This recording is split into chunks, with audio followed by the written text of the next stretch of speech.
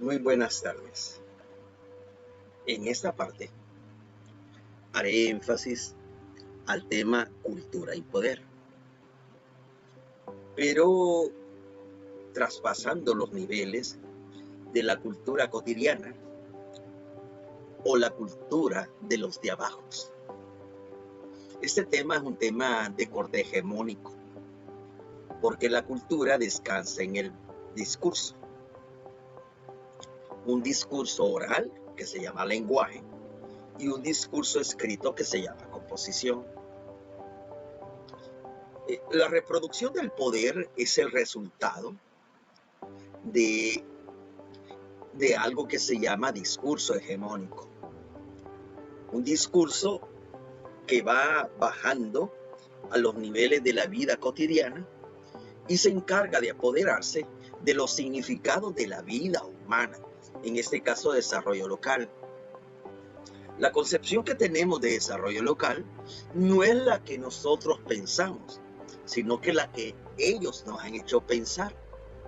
En ese sentido, el discurso como tal es un discurso con legítima ideología, una ideología que arrastra hegemónicamente el poder y se constituye entre todos nosotros en un elemento de primer nivel en todos sus sentidos. Por lo tanto, si se habla de discurso, hay que hablar de gramática. Y esa gramática es creada, reinventada por la hegemonía del discurso. Entonces, ¿qué es lo que sucede en el desarrollo local? El desarrollo local es, ante todo, el análisis de muchos discursos hegemónicos que en el nombre de los patriotas, que en el mundo del descifrar, del disfraz, de la dignificación, prácticamente se convierten, en este caso, en discursos que tienen una intencionalidad. Señalaré a continuación algunos puntos que son de vital importancia a tomar en cuenta en esta franja, en este día. En primer lugar, haré énfasis al análisis funcional del discurso, es decir, ¿qué es el discurso? Hay una referencia que se llama la técnica de Bernstein, es un autor inglés que hace énfasis a la estructura del discurso. Luego, en el número 2, detallaré elementos consustanciales relacionados con el objetivo de la jornada. Y allí, pues, tanteo dos cosas: la evidencia de la diversidad y la concepción de vida. Y luego, en el número 3, la hegemonía de los discursos. Allí, en realidad, haré referencia al análisis de contenido, pero desde el punto de vista de la diversidad. Entonces son tres cuestiones que analizo desde ese ángulo y espero que pueda, en ese sentido, comprenderse desde sus orígenes para poder entender esto que se llama cultura y poder. En primer lugar, el discurso hegemónico se asocia con la ideología, pero con una relación de poder. Es decir, lo que garantiza que el discurso sea hegemónico es una ideología, y esta se reproduce entre las masas. Por lo tanto, nosotros no somos lo que pensamos, sino que lo que sentimos. Entonces, lo que sentimos orienta nuestro raciocinio. El discurso se asocia a una determinada ideología. Comienzo con el primer dato, el análisis funcional del discurso. Pero antes de hablar del análisis funcional del discurso, tengo que preguntarme, ¿qué es el discurso? Díaz, en el año 2001, dice que es la gramática para la generación de textos y para las prácticas recontextualizadas. Los textos sirven, ante todo, elementos fundamentales de que una clase social es la que escribe. Por supuesto, no es la clase baja ni la clase media, sino que los que escriben son aquellos que manejan el discurso hegemónico. Por lo tanto, el discurso es la gramática para la generación de textos y las prácticas recontextualizadas. Quien produce el discurso no somos nosotros. Nosotros lo reproducimos. Quien por primera vez produce un discurso es aquel que genera textos y prácticas que deben estar en consonancia con esas ideas que están planteadas en el texto. ¿Quién genera los textos? La pregunta es ¿quién los genera? ¿Quién tiene en este caso la propiedad de generar este texto sí, este texto no? Cuando, por ejemplo, un texto se edita, cuando un texto realmente se pone en el camino del debate. Lo que es importante es que el discurso es una composición de signos codificados en un sistema de escritura. Le corresponde a nosotros que leemos o que no leemos descifrarlos.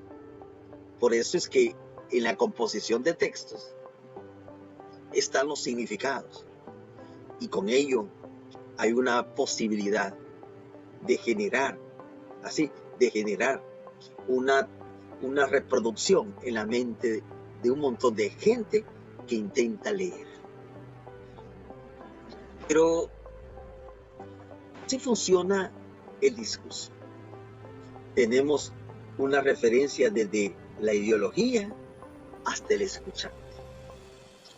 Ideología se penetra en la ciencia, luego se hacen las prácticas sociales en torno a la ciencia y luego está el que escucha. La ideología es lo que domina el mundo.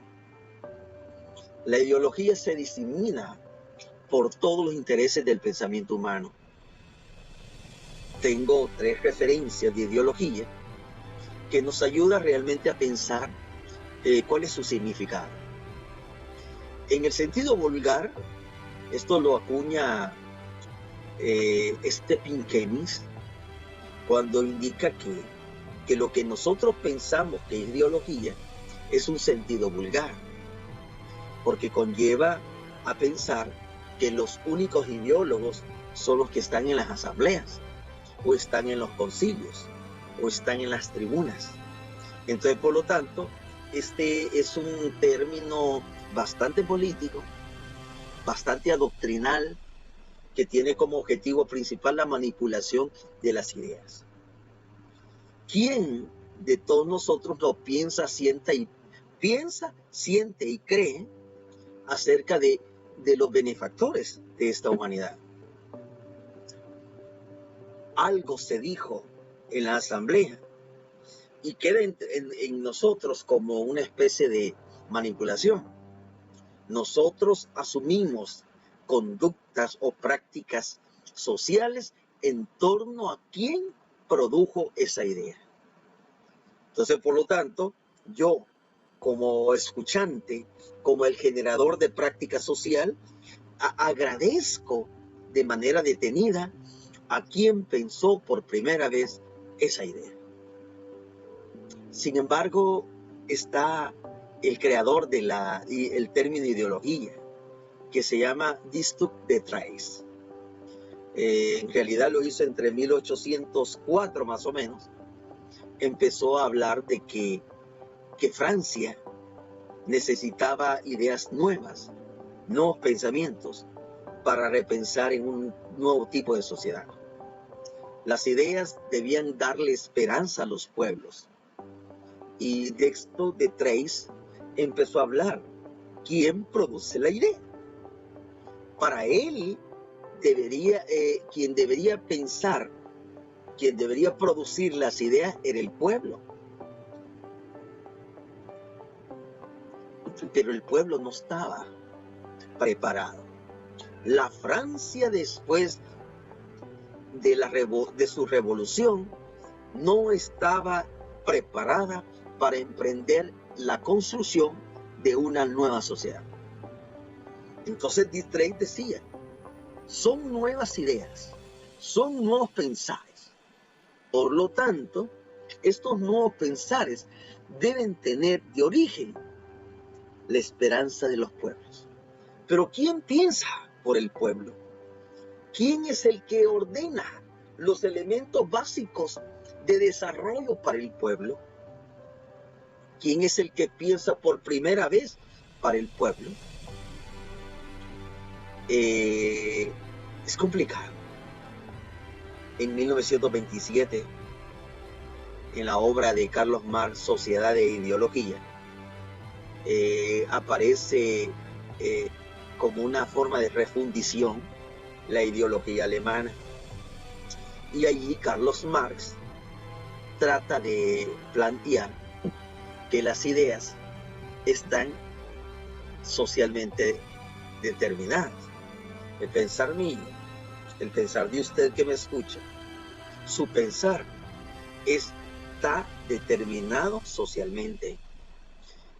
La forma única de pensar mía no es única. Es decir, mi esencia como persona, mi esencia como pensamiento, prácticamente son colocados para alguien que lo piense en primer lugar. Lo que yo pienso es como piensa, por ejemplo, la empresa privada. Es como piensa Almacenes Imán. Es como piensa la prensa gráfica. Es como piensa el presidente. Mis ideas no son originales. Mis ideas son mis ideas forman parte de la reproducción. Entonces, vaya viendo esta relación. Ideología, ciencia, práctica social, el escuchar. Pero es la ideología, una forma de conciencia, pero que esta conciencia puede ser deformada, ¿ya? Modelando a través de la modelación. Y en ese sentido se da una relación entre pensamiento y acción. Dicho de otra manera, esa forma de conciencia deformada, que es una conciencia que viene de arriba, que viene en forma de jerarquía, realmente descansa en la relación o en los vínculos entre percepción y acción de los sujetos. Esa conciencia deformada, esa conciencia que oculta la verdad, llega a mi forma de percibir y mi forma de actuar. Ayer se hablaba sobre la necesidad de ir pensando, repensando en nuevas formas de desarrollo local. Y se citaba la situación de San Isidro. Y se citaba en otra participación que habían caciques. Esa forma de conciencia se deforma a través de un modelaje inexistente, pero veraz al mismo tiempo, para engranar el pensamiento y la acción. Por eso es que para Keynes la ideología es una falsa conciencia que enmascara la realidad de los grupos en el poder. Ahí están uno de los detalles principales que hay que tomar en cuenta. Un análisis que vale la pena ir configurando en ese sentido. Aquí vea usted esta referencia, la ideología y ciencia. Discurso hegemónico. La ideología está en la ciencia y esto está en el texto. ¿Qué es lo que hay ahí? Discurso hegemónico. ¿Quiénes son los que escriben? ¿Los campesinos? No, hombre, los campesinos no escriben. ¿Quiénes son los que escriben? Los maestros. No, hombre, los maestros no escriben. Solo hablamos. ¿Quiénes son los que escriben? Los consultores. No, hombre, los consultores no escriben. Los consultores escriben reproductoramente. Y luego tenemos la práctica social y el escuchante. Y entonces entre la práctica social y el escuchante se da lo que se llama marketing, que está más que todo lanzado a la gestión, a la publicidad.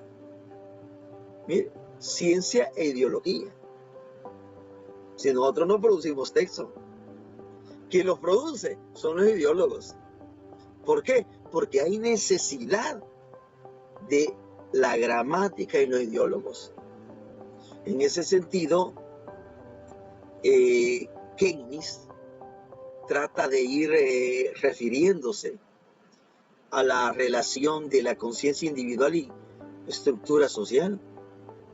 Para él, nuestro pensamiento, nuestra forma de ver el mundo, depende donde nos situemos. Si estoy en un mundo sumamente del capitalismo salvaje, así es mi conciencia, porque ese tipo de ideología se reproduce en mi mente. La ideología es dominante. La ideología no es utopía. La utopía son mis sueños. Son aquellos que surgieron desde mis entrañas y que propiciaron realmente un participar, un sentir y una satisfacción. Pero mis sueños se están esfumando porque la ideología se ha apoderado hasta de mi forma de amar, mi forma de sentir. Entonces la ideología prácticamente refleja los intereses de los grupos dominantes. Y estamos equivocados nosotros creer que la clase baja va a ser por un momento grupo dirigente. Ideología y ciencia. ¿A dónde estamos los profesores? No lo sé. Lo que yo sí sé, que no producimos textos. Objetivo de la jornada: reconocer la posición que ocupa el discurso como referente de poder y como dominio de la conciencia individual. Como decía Keynes, conciencia individual y estructura social. Detallaré acá algunos puntos de la diversidad y la concepción del mundo. Querer descifrar el mundo desde lo local, desde una posición etnocéntrica, sin tomar en cuenta las relaciones o las múltiples relaciones que existen con el mundo global, es imposible. La concepción del mundo que se posee debe reflejar ante todo una diversidad de pensamiento. Nadie puede pensar igual. Y el que cree que pensamos igual está sumamente equivocado. Por eso, la diversidad es lo que le da forma a las concepciones del mundo. Voy a utilizar a este autor, Franco Fraboni, del año 2006, el texto. Y él dice que somos todos diferentes. Y él va señalando ciertos ámbitos de esa diversidad y cómo se engrana en la concepción del mundo. Él decía que hay un ámbito biológico, hay una identidad, que eso lo da el genoma, el genotipo de los sujetos, determinado en términos por la genética inserta en el cerebro. Somos diferentes a nivel biológico, pero también somos diferentes a nivel psicológico. Y mire, ¿por qué? Porque somos improntos. En la medida que estamos viviendo en nuestro mundo, se desarrolla nuestra cognición y nuestra afectividad, el eros, dice. A medida que nosotros interactuamos con el mundo, vamos incorporando de ese mundo valores a nuestra vida, a nuestra actuación.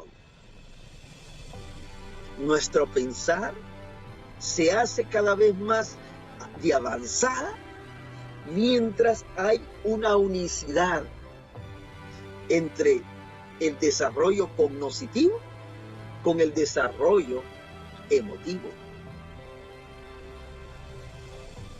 Y esa dinámica de desarrollo es lo que nos permite realmente tener, engranar mejor la identidad. Pero existe también un ámbito lingüístico, o sea, una identidad en el lenguaje, una diferenciación del habla y la costumbre. Es decir, el ámbito lingüístico resulta determinante en este sentido, porque el habla, nuestro idioma, nuestros modismos, están prácticamente también determinados por las costumbres, los términos que incorporamos a nuestra actividad social, a nuestra actividad cotidiana. Es decir, hay identidad lingüística, pero hay que aprender a reconocer nuestra propia voz. Hay que aprender a identificar el papel de nuestra identidad lingüística. Por eso es que, ya que tenemos la oportunidad de estarnos preparando, debemos de hacerle frente a esa ideología que deforma la realidad. Pero también hay un ámbito cultural, un ámbito étnico, o sea, el yo y el otro yo, el yo y el otro yo. Es decir, este es mi mundo, pero con el otro yo, este es nuestro mundo. Pero ¿cómo piensa nuestro mundo? ¿Cuál es en sí el sendero a nuestro mundo? ¿Cómo calificamos este mundo? Por eso, esta es la concepción del mundo. Y esta es la diversidad, que si no la tomamos en cuenta, entonces el lenguaje como tal, o el discurso como tal, no va a poder penetrar ¿ya? En el mundo de la vida, de la cotidianidad.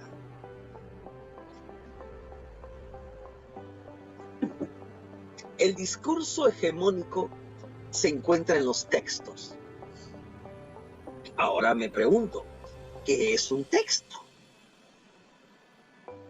Un texto viene de tejido, de lana, ¿ya? De textura, una forma en que va entrelazados los hilos para formar un tejido, ¿ya? El telar.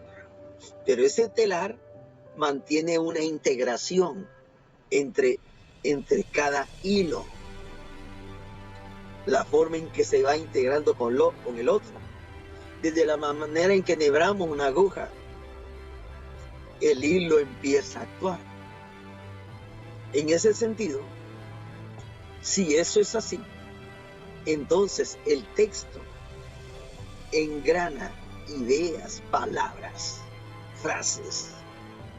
Por eso es importante el análisis de contenido como una técnica socioantropológica que trata de descifrar los mensajes, ver su significado y la estructura.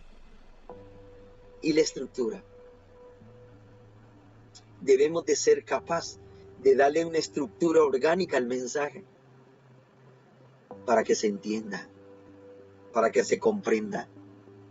A eso se le llama inteligible. Significado inteligible significa un mensaje que se entienda. ¿Qué entendiste? Nada, no entendí nada. Pero el análisis de contenido me da un doble correlato. La idea del emisor y la idea que tiene el receptor a partir de la emisión de una idea. El receptor escucha, pero tiene una forma peculiar de interpretar. Por eso es que el emisor debe hacer inteligible el mensaje. Pero les voy a poner unos ejemplos interesantes en ese sentido. Miren, esto lo quiso dar a entender Zambrano. Zambrano dijo: de amor nadie se muere, solo te deprimes, pierdes el apetito, te duele todo y quieres que te traiga la tierra, pero no te mueres. Eso lo dijo en el año 1865. Todos hemos hablado de ese consejo. No, hombre, si de amor nadie se muere. Pero él se lo dijo a su hijo cuando acababa de perder a su novio en la guerra. Y aquí hay uno de los puntos que creo que vale la pena ir situando. Cada discurso tiene un contexto. Y si nosotros creemos que los contextos son indeterminados, entonces estamos equivocados. Nunca se sufre por amor.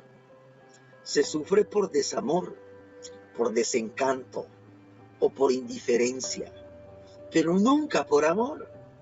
El amor no lastima.